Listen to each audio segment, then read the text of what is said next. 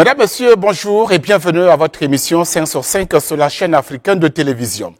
Nous avons le plaisir aujourd'hui de recevoir le premier vice-président de l'Assemblée nationale du Burkina. Il est également le président de l'Union EPS, un parti politique du Burkina Faso. Il s'agit, vous l'avez bien compris, du président Stanislas Benewende Sankara. Maître Benewende Sankara, bonjour. Bonjour M. Kaboré, bonjour à tous. Merci beaucoup d'avoir accepté notre invitation. Maître Benewende Sankara, comme je l'ai introduit, vous êtes le président d'un parti politique de la majorité présidentielle, l'Union EPS, premier vice-président de l'Assemblée nationale du Burkina Faso. Alors, même si effectivement ce poste que vous occupez aujourd'hui est consommé et connu par tous les Burkinabés, il faut dire quand même qu'au départ, ça a été une grande surprise pour les Burkinabés. Voir Maître Benewende Sankara s'associer à un parti au pouvoir, il y a quelque temps, en tout cas avant votre élection à la tête donc, de ce poste de vice-président à l'Assemblée, c'était véritablement incompréhensible ou, j'allais dire, pas compréhensible en tout cas pour les Burkinabés. Monsieur Kaboré, je voudrais d'abord rendre hommage à la chaîne africaine de télévision pour ce joyau que je viens de découvrir. C'est vraiment formidable. Féliciter les promoteurs de LCA et surtout encourager toute l'équipe à aller de l'avant parce que l'information, la liberté d'expression, la liberté d'opinion, ce sont des valeurs qui sont très chères aux Burkinabés. Et je crois soutenir fermement que cette liberté a contribué énormément à l'éveil des consciences au Burkina Faso, à permettre à notre société civile d'être une société civile très dynamique, en tout cas au niveau africain, et qu'aujourd'hui, nous en tirons les dividendes au plan politique. Pour répondre à votre question, je suis allé de là pour qu'on comprenne que une émancipation politique dans un pays, il va aussi, j'allais dire, du parcours des hommes politiques et bien sûr des partis politiques qui animent l'échiquier politique. Je crois comprendre, vous et peut-être bon nombre de Burkinabés qui nous ont suivis quand l'Union pour la Renaissance, mouvement sankariste, a vu le jour au lendemain de l'assassinat du journaliste Norbert Zongo. Oui, en 1998. En 1998, nous avons déjà été au niveau de la société civile, combat que nous avons mené avec le collectif des organisations démocratiques de masse et de partis politiques, sur la base d'une plateforme qui voulait avant tout qu'il y ait justice, vérité pour Norbert Zongo et pour ses compagnons, qu'il y ait la vérité pour tous les crimes de sang, des crimes économiques dans ce pays, parce que notre pays aspire à une société vertueuse, qu'on puisse justement approfondir la démocratie par des réformes. Et à l'époque, il y avait une opposition qui était organisée autour du G14, le groupe du 14 février, avec le professeur Kizerbo à la tête. Et c'est dans ce contexte que l'UNU MS a vu le jour, suite justement à des dissensions politiques que nous avons eues avec la Convention panafricaine sankariste, la CPS, qui voulait aller en son temps au gouvernement. Et nous étions de ceux-là qui, justement, dès 2000, avons refusé, avons dit qu'il fallait suivre les mots d'ordre du collectif et du G14. Et nous avons été exclus de la CPS, ce qui fait que nous étions obligés de créer un parti politique qui s'appelle aujourd'hui UNIPS, Union pour la Renaissance, parti sankariste, avec bien sûr des bas, des hauts, mais tout est-il que le changement de nom est intervenu en 2009, quand nous avons travaillé à réunir la famille sankariste et que des partis, dont la CPS, sont revenus à l'UNU-MS pour se dissoudre et nous avons formé ensemble l'UNU-PS. Et là, à partir de ce moment, vous vous êtes dit, après avoir refusé dans un premier temps d'aller au gouvernement de se rallier au pouvoir. Maintenant, c'était le temps. Non. Le combat que nous avons mené était un combat citoyen. Un combat pour la République, un combat pour les libertés. Pour celui qui connaît Maître Sankara, je me sentais beaucoup mieux dans ma robe, dans ma posture d'avocat, pour défendre, par exemple, les déflatés, défendre les journalistes, défendre les hommes politiques, tous ceux qui étaient bâillonnés parce qu'ils avaient un point de vue différent. Voilà déjà ma posture, bien sûr. À l'époque. Aujourd'hui, vous ne portez plus cette fibre ou quoi? Ah, tout à fait. Mais je le fais beaucoup plus dans un cadre partisan. C'est-à-dire au niveau du parti de l'UNIPS.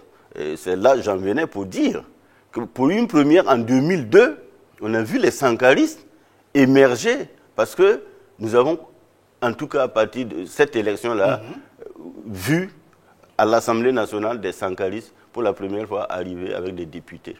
Et moi-même, j'ai été le premier chef de file de l'opposition politique en 2009.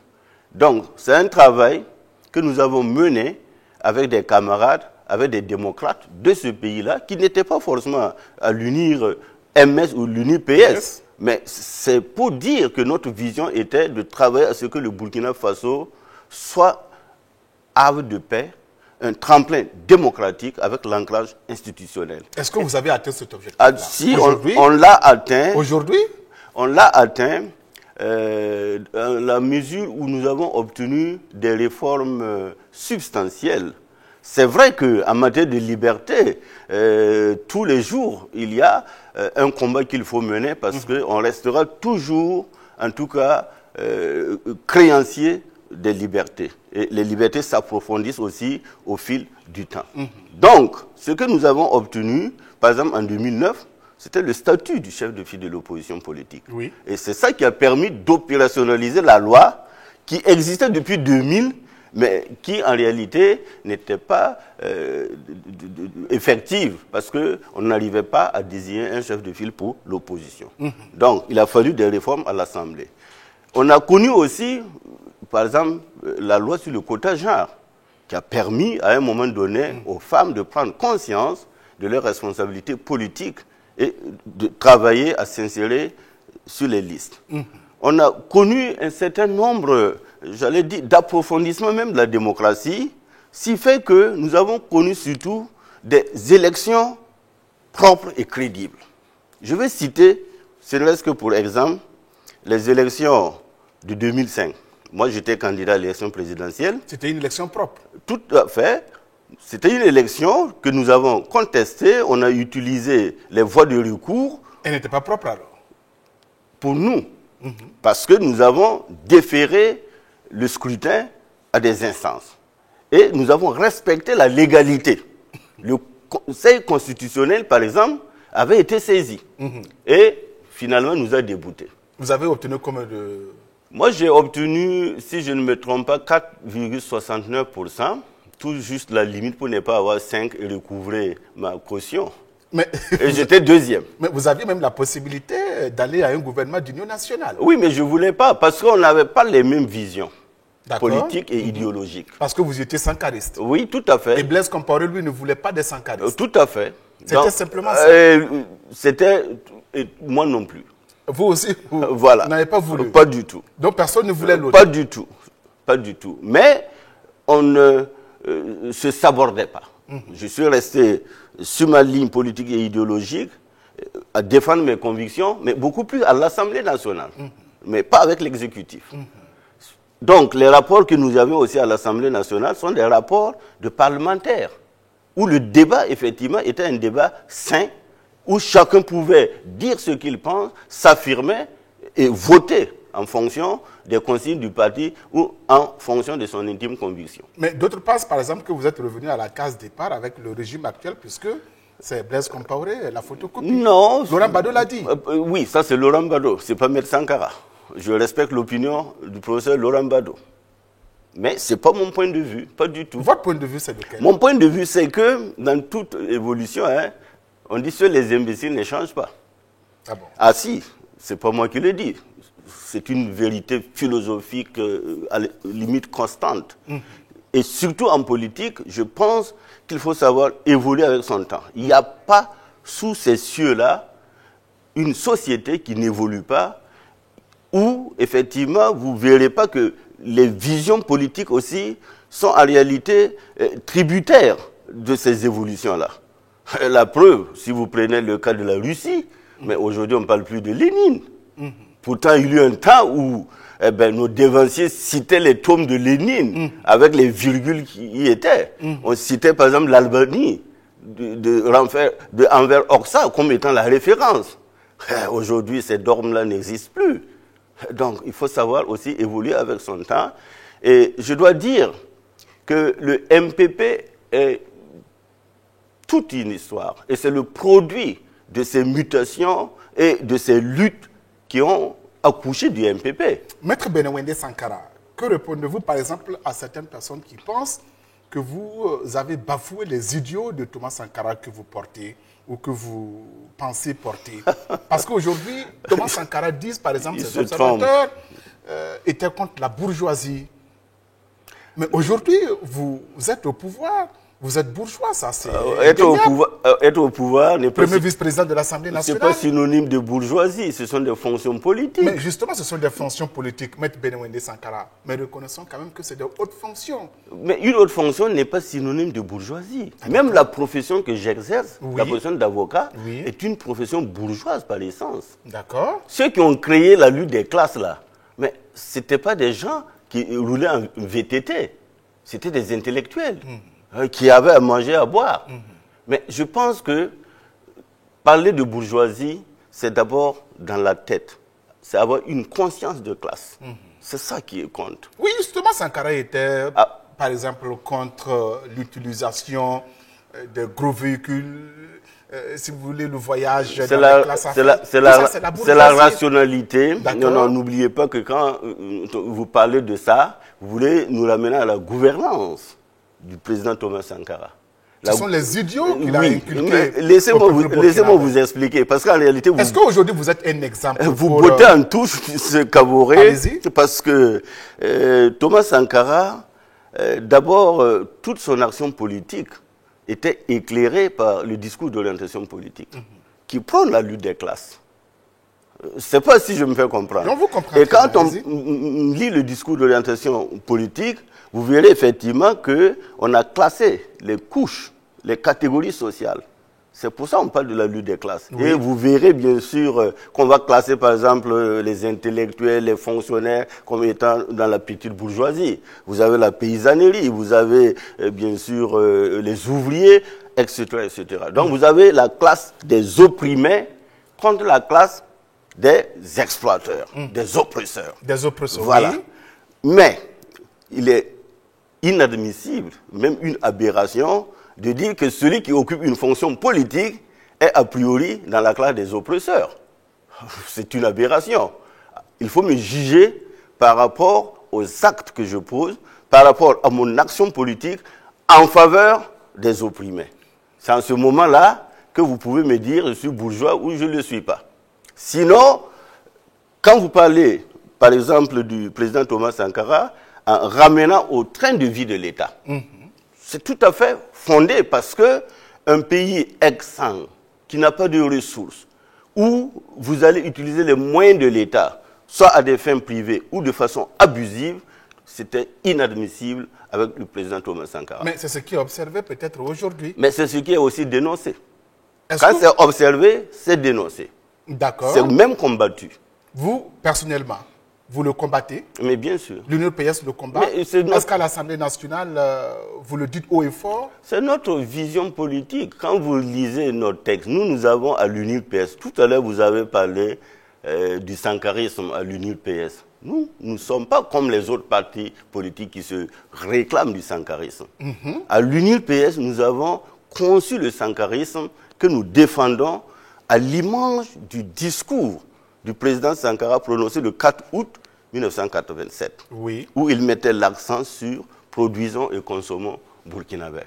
Aujourd'hui, le pouvoir de M. Locman Christian Kaboré est en train de prôner cela, où il est question de réformer l'agraire. La réforme agraire était au devant de l'action politique du président Sankara.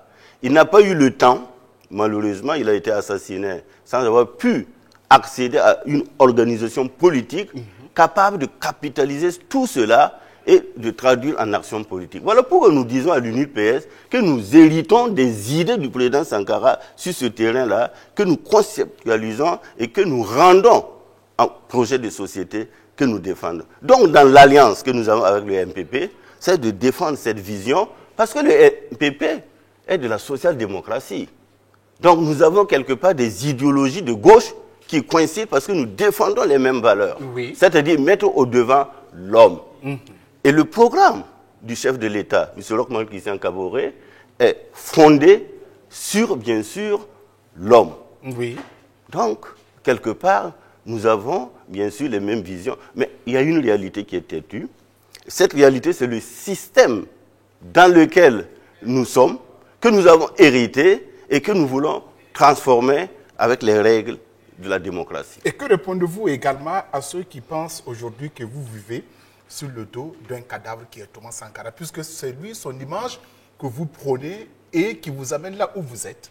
Est-ce que vous êtes reconnaissant que ce sont effectivement les idéaux de Thomas Sankara qui vous permettent aujourd'hui non seulement de défendre un idéal, mais aussi de vous construire? Me construire. Entre guillemets. Bon, comme c'est des guillemets, je ne sais pas qu'est-ce que vous mettez dans la Constitution, mais je me suis Par d'abord... exemple, être vice-président de l'Assemblée nationale au compte de l'Union de PS aujourd'hui. C'est une construction. Ce n'est pas rien. C'est Bon. une construction, ça vous permet quand même de vous exprimer, ça vous permet de voir autrement les choses. Oui, et de faire grandir le parti. Bien sûr. Voilà. Est-ce que vous êtes reconnaissant à Thomas Et de Sankara? faire avancer nos idées. D'accord. Donc, là, je vous le concède. Aujourd'hui, effectivement, eh ben, nous avons atteint un objectif qui est la renaissance du sankarisme. Moi, je ne sais pas si c'est moi qui gagne, c'est Thomas Sankara qui gagne, c'est son cadavre qui gagne, ou c'est le peuple burkinabé et même africain qui aujourd'hui gagne avec la renaissance du sankarisme. L'image de Sankara, il y a une époque où on ne pouvait pas parler de lui, où on ne pouvait pas brandir une photo de Sankara. Aujourd'hui, tout le monde est sankariste. Vous et moi. N'est-ce pas, M. Kaboré? Vous êtes sankariste? Ben, je suis journaliste, simple journaliste. Mais tout le monde s'en réclame. Ça, c'est un constat. Et c'est une fierté pour nous. Et cela s'inscrit aussi dans le travail, dans le combat que même nos dévanciers, depuis que Thomas Sankara est tombé le 15 octobre 1987, ont dit non, on ne va pas assassiner un espoir. Comme Valère Sommet l'avait écrit, espoir assassiné. Nous, nous avons dit, on va le ressusciter. Donc, il n'y a plus de cadavre de Sankara. Il n'y a que Sankara qui plane sur l'ensemble du Burkina et sur l'ensemble des pays africains et même du monde. Puisque vous trouvez en Europe, vous trouvez dans les États-Unis, au Canada, l'effigie de Sankara partout. Et aujourd'hui, nous avons la chance que beaucoup écrivent maintenant sur Sankara. Il y en a même qui ont leur part de vérité sur Sankara. Alors, Maître Donc vous comprenez, pour terminer, que nous avons gagné un combat, mais il reste la guerre qui est de créer les conditions d'une alternative sankariste. Là, on est encore loin. Alors, d'autres pensent également que si, dans le cadre effectivement de l'affaire Thomas Sankara, l'assassinat de Thomas Sankara, est-ce que pour vous, la vérité va se savoir d'ici là? Je pense que pour l'auxiliaire de justice que je suis, pour l'avocat que je suis, et étant dans ce dossier depuis octobre 1997, je dois dire que beaucoup d'eau a pu couler. La justice, elle est ce qu'elle est. Le temps de la justice n'est pas forcément le temps des hommes. Il y a des vérités qui peuvent se révéler même 100 ans après. On voit ça de par le monde. Mais à l'état actuel de la procédure, avec la reconstitution des faits que nous avons eu l'occasion de voir tout dernièrement, je pense qu'on va vers le bout du tunnel. On ne peut pas donner une date, parce qu'il peut y avoir des rebondissements, mais déjà, il y a des charges qui pèsent sur des hommes de ce pays-là, qui ont été, d'une manière ou d'une autre, en tout cas là, le 15 octobre 1987, quand on tuait Sankara. Il y a des témoins. Il y a aussi des objets, des faits palpables sur lesquels le juge est en train de faire sa conviction. Donc nous, notre problème en tant qu'avocat, aussi bien de la partie civile que de ceux qui sont aujourd'hui poursuivis, et Dieu merci, il y a eu un temps où c'était seulement mon cabinet qui était dans le dossier. Aujourd'hui, vous avez des dizaines et des dizaines d'avocats qui sont maintenant dans la procédure, au nom du procès équitable, où la présomption d'innocence doit être respectée. Ça, c'est extrêmement important. Parce que les gens sont inculpés, mais on ne dit pas qu'ils sont coupables. Et c'est partant de là que le juge va travailler avec le principe du contradictoire jusqu'à ce qu'on aille devant un tribunal. Et en ce moment, l'opinion mondiale saura exactement qu'est-ce qui s'est passé. Alors, Maître Benewende Sankara, un autre fait qui a marqué l'actualité vous concernant à une certaine époque, ça a été cette affaire des déflatés de la régie X9.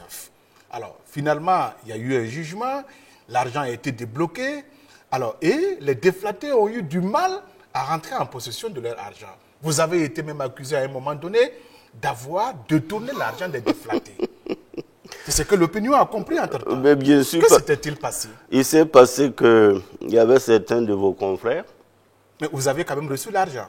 J'arrive. Vous m'avez posé la question, je dois répondre. Allez-y. Il s'est passé qu'il y avait certains de vos confrères qui tenaient coûte que coûte, pour des raisons qu'ils étaient de l'autre côté politiquement parlant, parce qu'ils soutenaient le régime de M. Blaise Compaoré, et qu'ils estimaient que j'avais mené des actions contre le pouvoir, et ils ont utilisé leur plume, leur langue, leur micro pour me salir.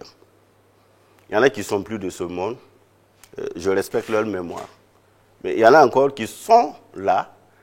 Et qui vous écoutent. Et qui m'écoutent.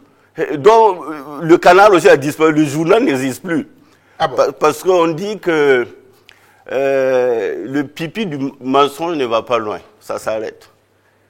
Sinon, quand nous avons clôturé le dossier, le fameux dossier Faso-Fani, c'est le dossier Faso-Fani, vous faites allusion à cela. Oui, il y a X9 aussi, parce que les deux dossiers, ce sont des dossiers qui ont été plus ou moins montés au même moment et qui, à un moment donné aussi, alimentaient l'opinion. Ironie du sort. L'avocat qui était derrière ces gens, qui n'étaient que 8 pour m'insulter et me salir, a fui ce pays. Ah bon? Oui, oui, il a fui. Il est au Canada. Jusqu'à l'heure? Ah oui. Je ne sais pas si LCA est au Canada. S'il m'écoute, il sait de quoi je parle. Et il sait pourquoi il a fui. Pourquoi il a fui? Il a fui parce que non seulement il avait commencé à mentir, et quand la vérité a commencé à se faire jour, puisque jusqu'à présent, ce dossier, les travailleurs, ils sont toujours domiciliés dans mon cabinet, ils continuent à demander à ce que certains aspects de la procédure soient toujours exécutés, et c'est le H-Clown qui suit le dossier actuellement.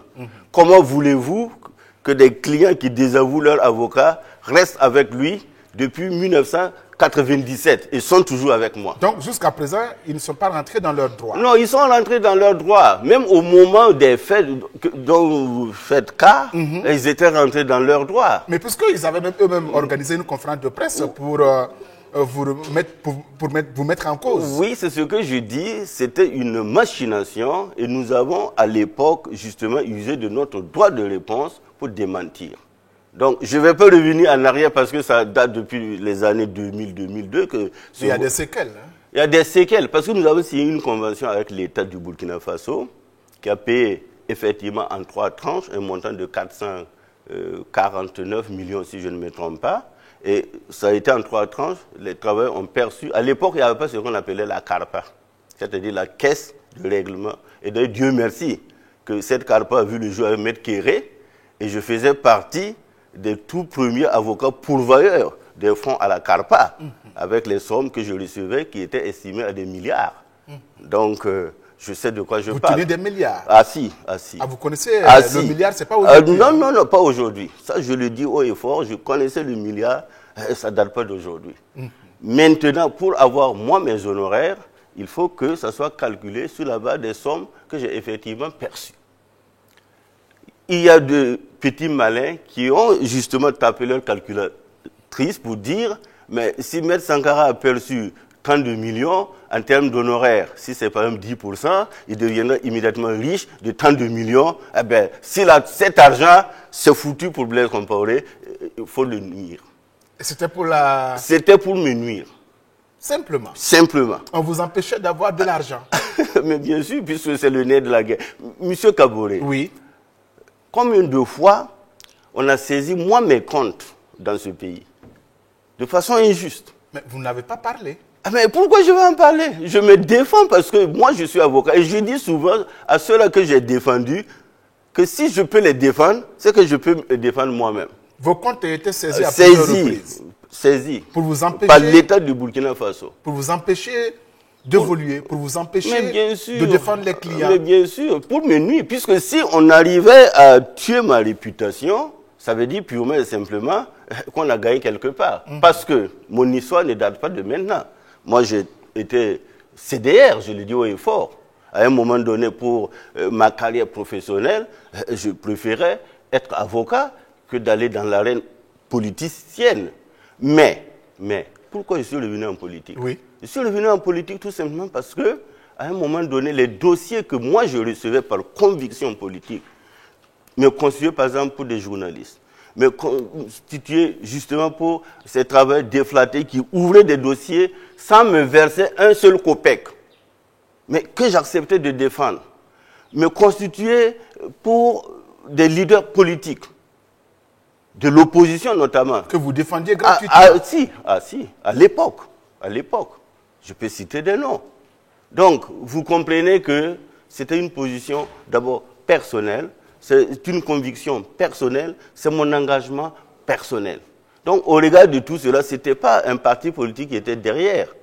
Jusqu'à ce que la CPS ait eu besoin de moi, parce que j'étais dans le collectif, pour que l'unité des sankaristes puisse se construire autour du 109. Alors, une question, Maître Benewende Sankara. Vous dites que vous avez beaucoup œuvré pour le social. Vous avez beaucoup travaillé pour le pauvre, dans le cadre donc de la défense. Et vous dites que vos comptes ont été saisis à un moment donné pour vous nuire. Bien sûr. Cela suppose que vous aviez de l'argent dans les comptes. Tout à fait, tout à fait. Où est-ce que cet argent, vous le trouvez? Puisque vous travaillez dans le social. Oui, mais je n'ai pas... Vous donniez sans attendre quelque chose? Non, je vous dis, quand je prends, par exemple, vous avez parlé tout à l'heure de X9. Oui. Où le recouvrement tourne autour de 400 et quelques millions.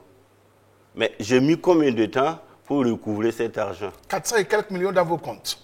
Oui, à l'époque, parce qu'il n'y avait pas de CARPA. Il n'y avait pas de CARPA. D'accord. Et c'était l'avocat qui percevait cet argent dans un compte professionnel.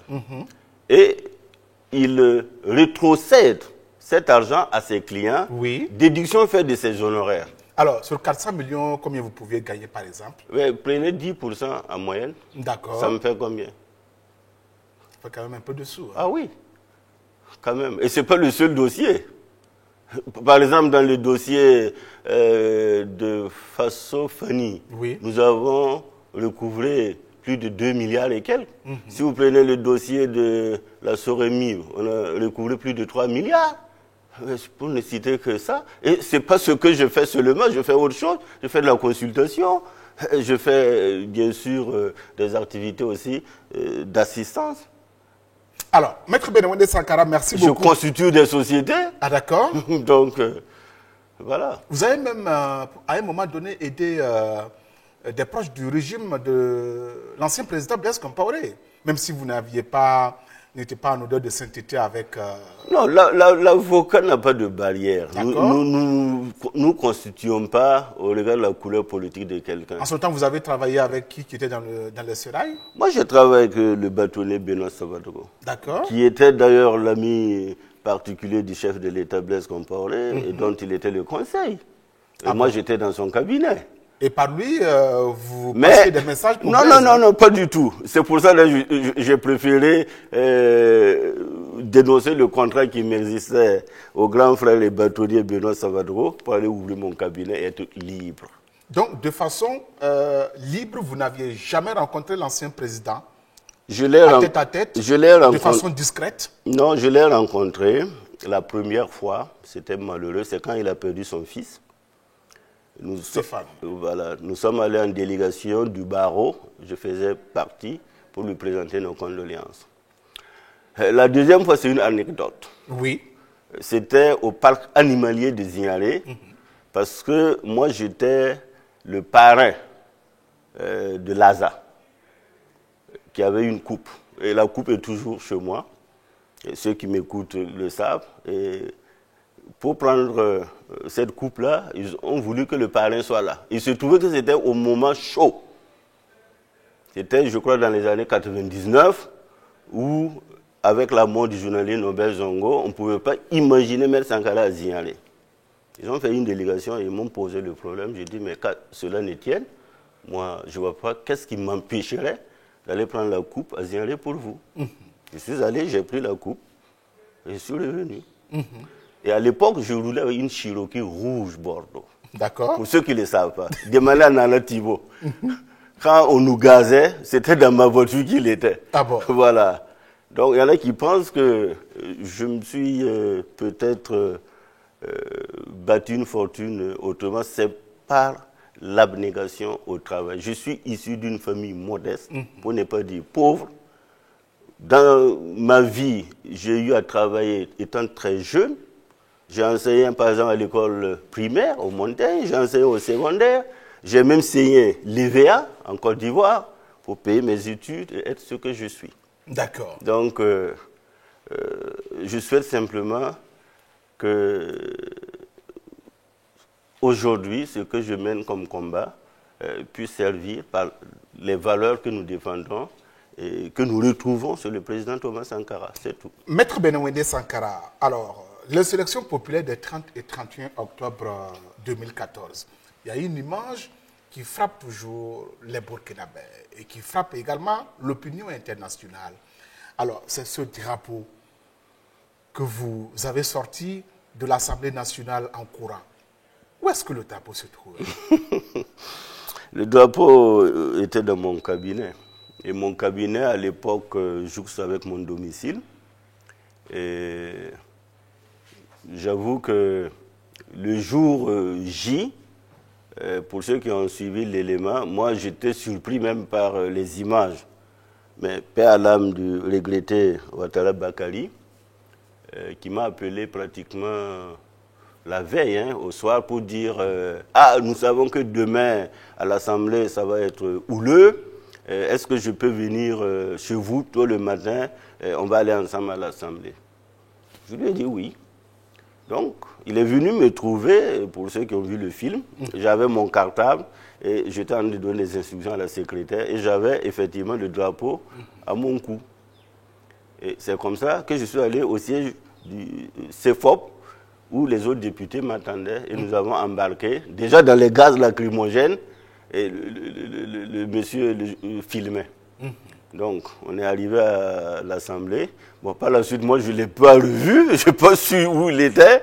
Mais finalement, j'ai vu qu'il avait fait un travail journalistique d'engagement parce qu'il voulait pour la postérité que l'on sache à peu près ce qui s'est passé à l'Assemblée.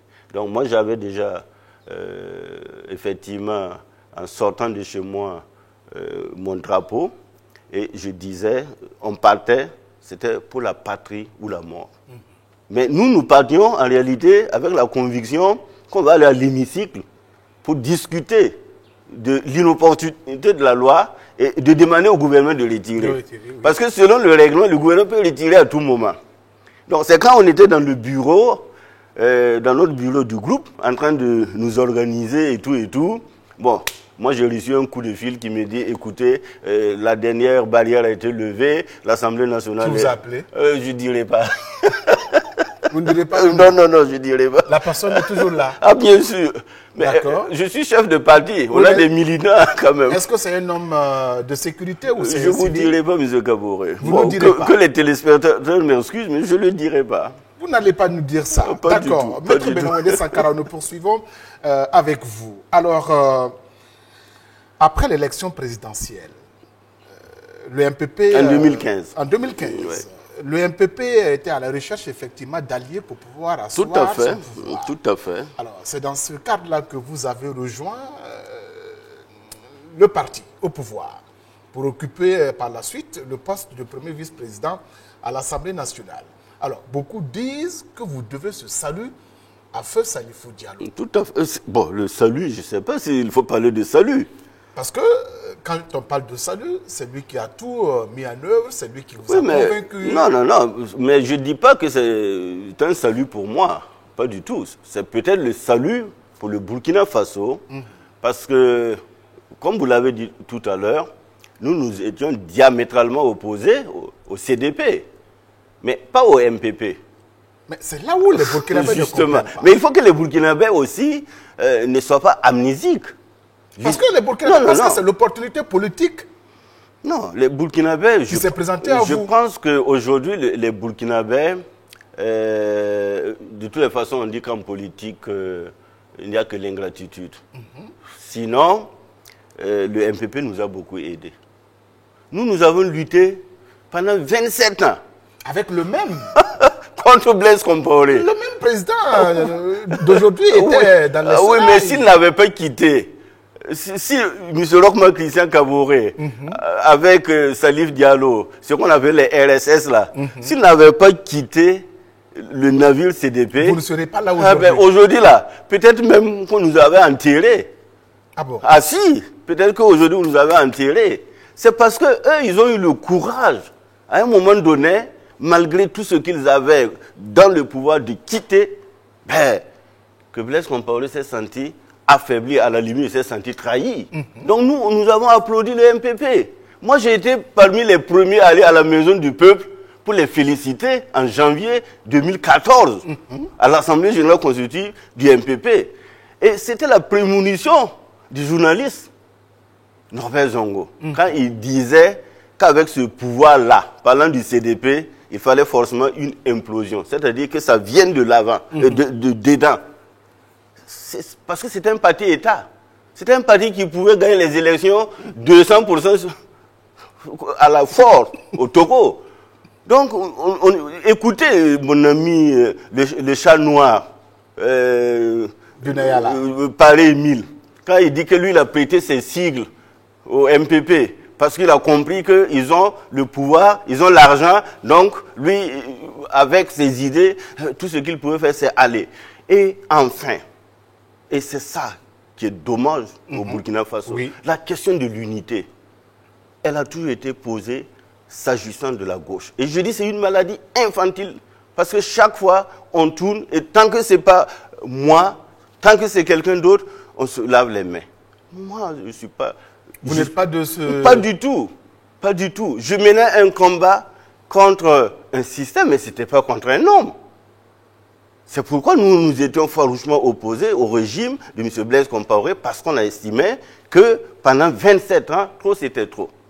Et il a commis l'erreur, n'oubliez pas, quand j'étais chef de file de l'opposition politique, c'est nous qui nous sommes opposés pour la première fois à la révision de l'article 37.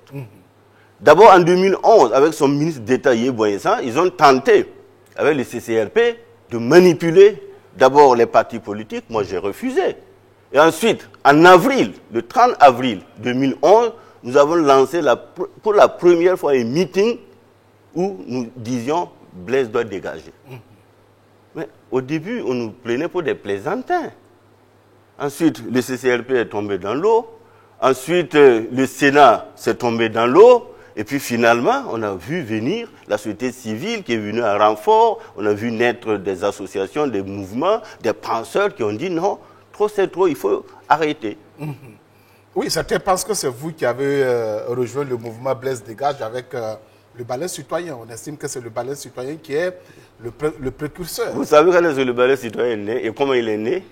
Ouais, vous posez la question aux dirigeants du balai citoyen, nous sommes des camarades. C'est vous ou c'est le balai citoyen? Nous sommes des camarades, c'est tout ce que je peux dire. Oui, vous êtes des camarades de lutte? Ah, bien sûr. Mais il y a quand même, comment on appelle ça, le précurseur qu'on dit c'est le balai citoyen. Qui a fait quoi?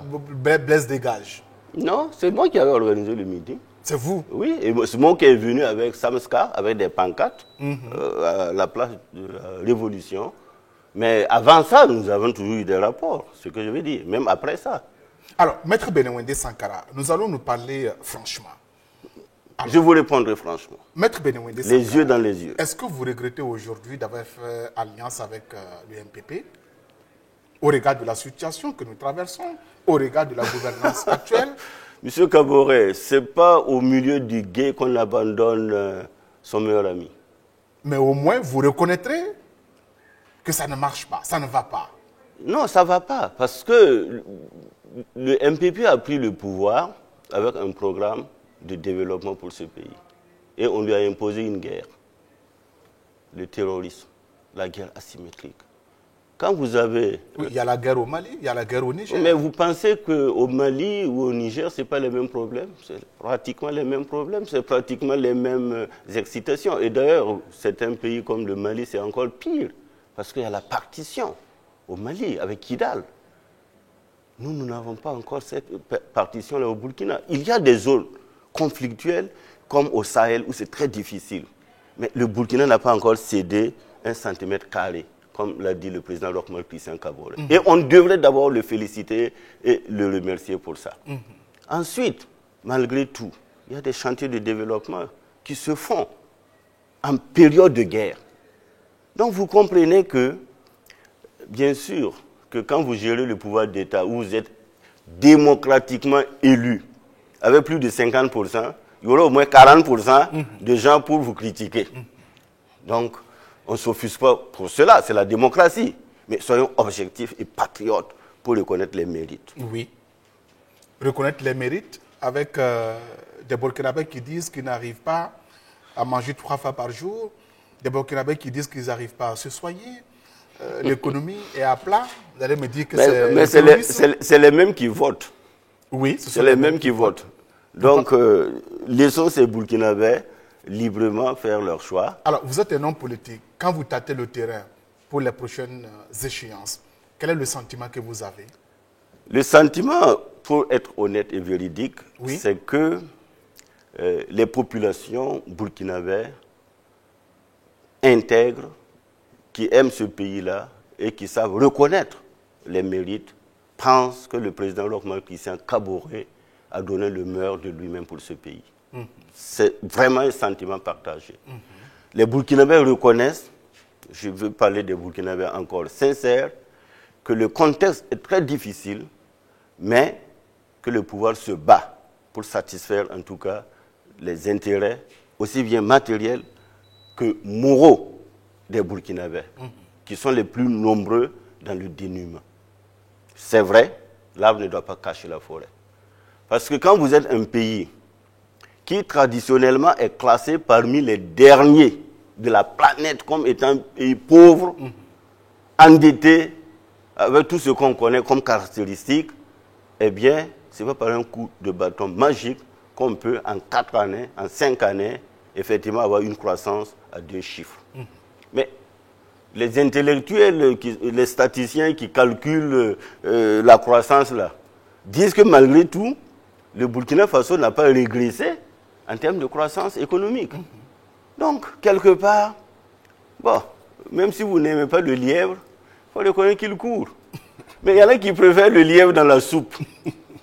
Bon, ça aussi, on dirait que c'est la politique. Oui, Maître Mais moi, je ne suis pas de cette école politique. D'accord. Pas du tout. Vous ne pensez pas comme ces gens-là? Pas du tout. D'accord. C'est ça aussi la liberté de penser. Oui, tout à fait. Maître Benewende Sankara, on a l'impression que vous avez le cœur qui bat avec les échéances qui arrivent, avec le NURPS. Est-ce que vous êtes convaincu que certains de vos militants vous feront encore confiance? Confiance à qui? À Maître Benewende Sankara et à son parti. Si je mérite, il n'y a pas de raison à s'inquiéter, mais si je ne mérite pas, eh bien, on tire les conséquences. Oui, mais quels sont les signaux que vous avez? Est-ce que vos militants sont satisfaits? On a vu tout récemment à Bobo Dioulasso ce qui s'est un peu passé. Oui, d'abord, à Bobo, ce qui s'est passé, c'est la vitalité du parti. Oui. Parce qu'on s'est retrouvé avec un parti bicéphale à Bobo, où vous avez une fédération provinciale qui a son siège à part, vous avez la coordination régionale qui a son siège à part. Bon, c'est la guerre du positionnement. Donc, les partis qui connaissent ça sont les partis qui vivent et qui ont des militants. Il y a des partis qui ne peuvent pas avoir un siège. Donc, bon, mettons ce dossier de côté. De côté. Voilà. Ça ne vous préoccupe pas tellement? Ça me préoccupe parce que si nous n'arrivons pas à les mettre ensemble, s'il n'y a pas une cohésion des militants, eh bien, on perd. Et ça serait du tant pis pour eux. Hein. D'accord. Et qu'est-ce que vous faites justement pour couler les morceaux? Non, le parti a des instances. De ça, je voulais parler pour dire à l'UNIR PS là, nous aurons notre congrès à la fin du mois prochain. Il y a un congrès extraordinaire. Ce n'est pas un congrès ordinaire. Un congrès extraordinaire que nous avons convoqué pour parler uniquement des questions électorales. Les militants vont venir de toutes les structures, de toutes les provinces, vont s'exprimer. Ce que les militants vont dire de faire à la direction du parti, c'est ça qu'on fait. Est-ce que vous serez candidat pour la présidentielle? À venir? Oui. Non, nous appartenons à l'APMP, c'est-à-dire à l'Alliance des partis et formations politiques de la majorité. C'est-à-dire que vous n'avez pas, comment on appelle ça, le choix de vous porter candidat à la présidentielle. C'est une liberté constitutionnelle. Mais est-ce que vous le ferez? C'est une liberté constitutionnelle. Je le ferai en fonction de ce que les militants vont décider au Congrès. C'est le Congrès seul qui peut dire on sera candidat ou on ne sera pas candidat, on va supporter quelqu'un ou on ne va pas supporter quelqu'un. Le Congrès va nous donner une feuille de route claire. C'est pour ça qu'on l'a convoqué pour les 27, 28 et 29 mars pour qu'on prenne des décisions à temps. D'accord. Si le Congrès dit eh ben, on va prendre M. Kaboré comme candidat, ben, on va supporter M. Kaboré. Alors, si le Congrès également dit de soutenir la candidature du président Roch-Marc Christian Kaboré, ben, on le fera. Mais est-ce que réellement, en soutenant la candidature du président Roch-Marc Christian Kaboré, est-ce que cela vous arrangerait, vous personnellement? Moi? Oui. Moi, ce qui m'arrange, c'est ce qui est du bonheur des Burkinabés. C'est ça qui m'arrange. C'est-à-dire, en d'autres termes? C'est-à-dire qu'au plan politique, nous avons la stabilité, nous avons la démocratie, nous avons la liberté et nous avons le développement. Dans la paix, dans la cohésion sociale. C'est ça qui m'intéresse. Et je crois que le président Roch-Marc Christian Kaboré partage aussi ces valeurs-là. Alors, Maître Benewende Sankara, quelle lecture faites-vous de la politique de l'opposition actuellement? Ah oui. Pour avoir été ancien opposant pendant un quart de siècle, oui. Et pour avoir été chef de file de l'opposition politique, je connais l'histoire de cette institution. Moi, je voudrais d'abord féliciter l'opposition politique burkinabé pour avoir su renforcer cette institution. Vous les félicitez? Ah si, je les félicite. En fait, quand on parle de l'opposition, un pays où il n'y a pas d'opposition, ce n'est pas un pays de démocratie. C'est vrai qu'on a connu, de par le passé, des pays à pensée unique, parti unique, où c'est de père en fils, mais à la fin, on voit que c'est le pays qui sombre. Mais le Burkina, aujourd'hui, a la chance d'avoir une opposition qui s'organise de façon institutionnelle et qui est le contre-pouvoir, qui fait des propositions. Et je salue en passant la maturité de l'opposition qui a accepté de venir au dialogue politique. Aujourd'hui, nous sommes en train d'appliquer les résolutions, les conclusions de ce dialogue politique convoqué par le chef de l'État. Par exemple, la question de la réconciliation nationale, c'est incontournable. Et c'est sur la table du chef de l'État. Vous avez vu que, par exemple, le code électoral, on l'a révisé à minima de façon consensuelle. Donc, il y a une opposition qui contribue à l'ancrage de la démocratie. C'est ça qui compte. Maintenant, les gens pensent, chaque fois quand on parle d'opposition, on voit le perchoir. Pour qu'il y ait le perchoir, il faut des élections propres. Il faut des élections crédibles. Et en ce moment, chacun y va avec un programme, un projet de société qu'il va défendre auprès des électeurs. Et nous avons aussi un instrument électoral qui doit garantir à tous les Burkinabés des suffrages. Donc aujourd'hui, en tout cas, je note, pour terminer par rapport à l'opposition, qu'ils ont aussi élaboré une stratégie pour les élections à venir. En tout cas, ça a été annoncé par voie de presse qu'ils travaillent à cela. Bon, j'ai vu la réaction de mon confrère et ami Gilbert Noël Ouedraogo qui disait qu'il faut laisser pour le moment chacun aller avec sa candidature. Ensuite, s'il y a un second tour, ils vont se rallier. Bon, c'est une bonne chose. En 2005, nous avons essayé ça. Quand on était dans l'opposition, moi je me souviens, avec Herman Yamoyogo, on a tenté de faire un atelier, une espèce de forum pour minimiser, réduire les candidatures à 3, par tendance, socialistes, sankaristes et les libéraux. Et au soir, on avait 13 candidats dans l'opposition et ça donnait les résultats squelettiques qu'on a connus. Donc quand l'opposition s'organise de façon crédible, efficace, a priori, il ne faut pas voir tout de suite la perte du pouvoir, mais il faut voir l'équilibre des forces qui renforce la démocratie. Alors, quand vous observez un peu l'équilibre, quand vous regardez la balance actuellement, est-ce que vous avez le sentiment que l'opposition monte en puissance? L'opposition est un peu atomisée, un peu sclérosée aussi par ses contradictions internes. Aucun parti n'y échappe d'ailleurs à quelques encablures des élections. Mais si vous regardez, il y a des baobabs, il y a des poids lourds, il y a des partis qui présentent 2 ou 3 candidats. Bon, mais c'est normal. Vous faites allusion au CDP. Enfin, je constate. C'est un constat que mon cousin Eddy est candidat mais potentiel. Mais c'est CDP seulement. Cadre Désiré Ouedraogo. Bon, à l'UPC, pour le moment, en tout cas, il y a la sérénité. Mais il semble que Zifra, c'est une force tranquille. Hein? Ah oui? Bon, et que, je n'en sais rien. Il est presque aux abords. Ah oui, de quoi? Il semble. Il semble. Est-ce qu'en tant que policier, vous avez ce sentiment? Moi, pas du tout. Vous n'avez pas ce sentiment? Non, non, non. Maître Benewende Sankara, la dernière actualité ou l'actualité chaude, c'est cette application de l'UTS sur les primes et indemnités des travailleurs de la fonction publique du Burkina. Vous avez vu comment les syndicats s'organisent. Alors, personnellement, j'avoue que si c'était à l'époque de l'ancien président Blaise Compaoré, alors vous seriez derrière les syndicats pour combattre cela. Oui, pourquoi pas?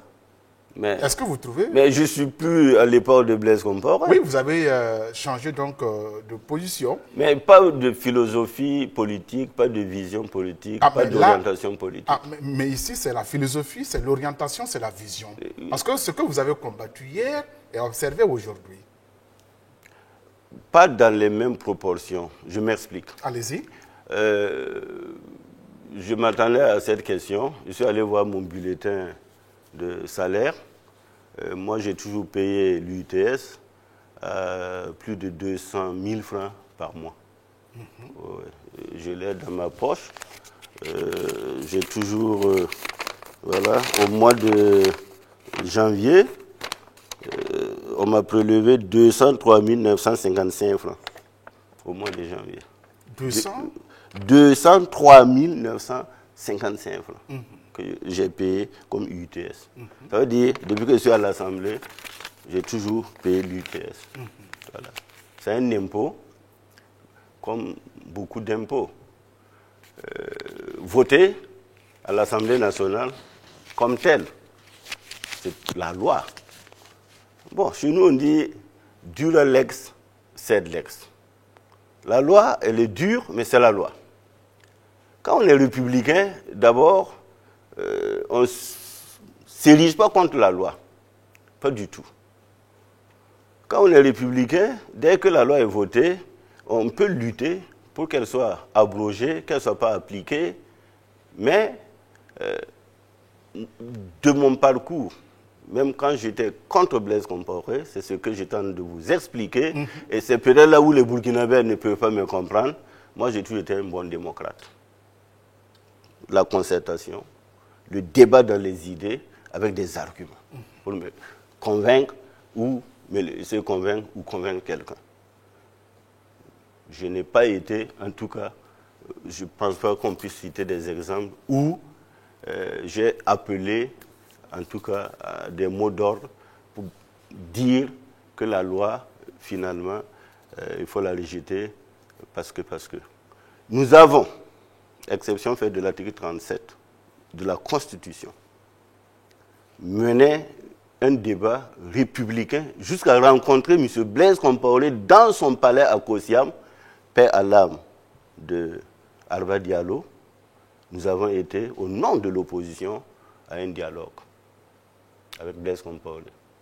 Assimi Kwanda, il vit, il n'est pas mort, il faisait partie de cette délégation et notre délégation était conduite par le chef de file qui était M. Zéphirin Diabré. Le président Blaise Compaoré lui-même, à la dernière rencontre de sa tour, je crois qu'on l'attendait jusqu'à 11h, il ne faisait pas signe de vie. Nos émissaires sont allés pour lui demander mais qu'est-ce qui se passe. Il nous a renvoyé paître. Et il a pris justement la lourde décision d'envoyer la loi à l'Assemblée. Donc il y a eu l'insurrection.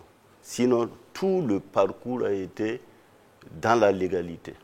Donc pour vous, une fois que la loi est votée, il n'y a plus de discussion? Non, il y a bien sûr discussion, mais dans les formes.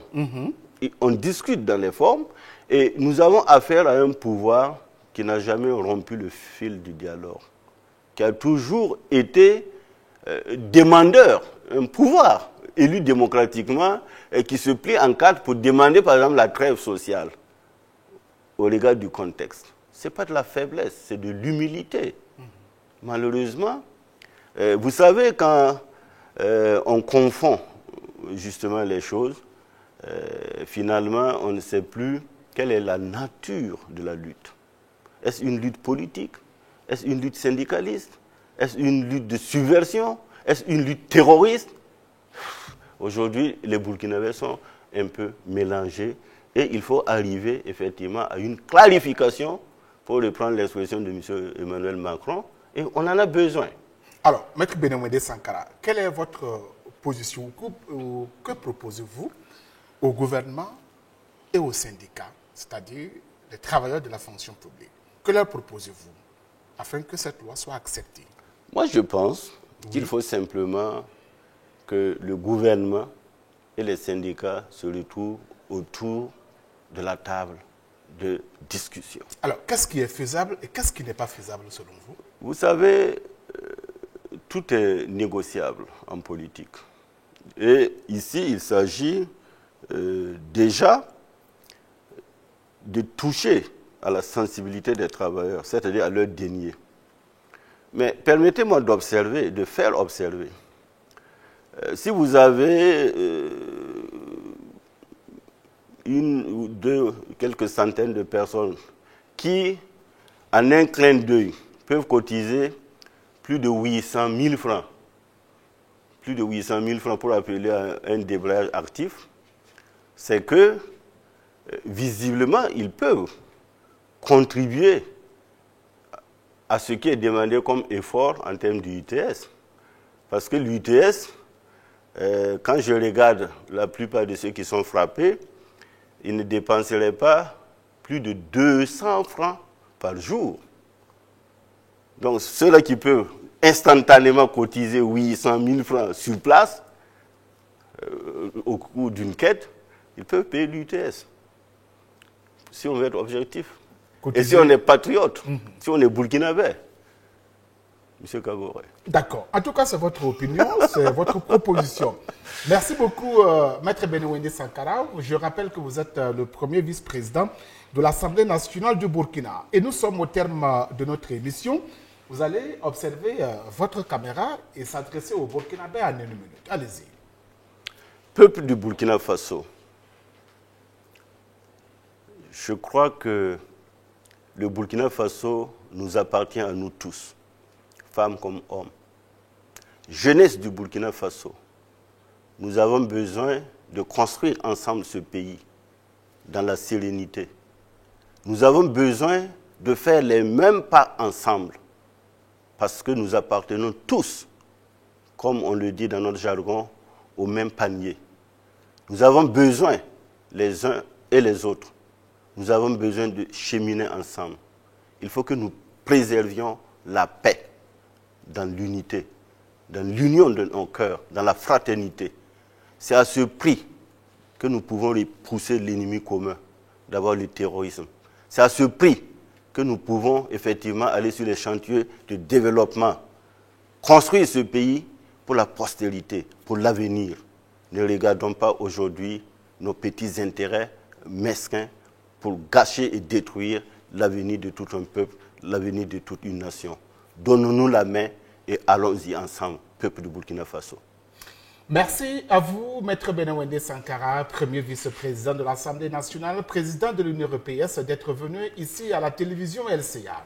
Mesdames, Messieurs, merci pour votre attention. On se donnera rendez-vous une très prochaine fois avec un nouvel invité. D'ici là, bonne suite de programme sur la LCA.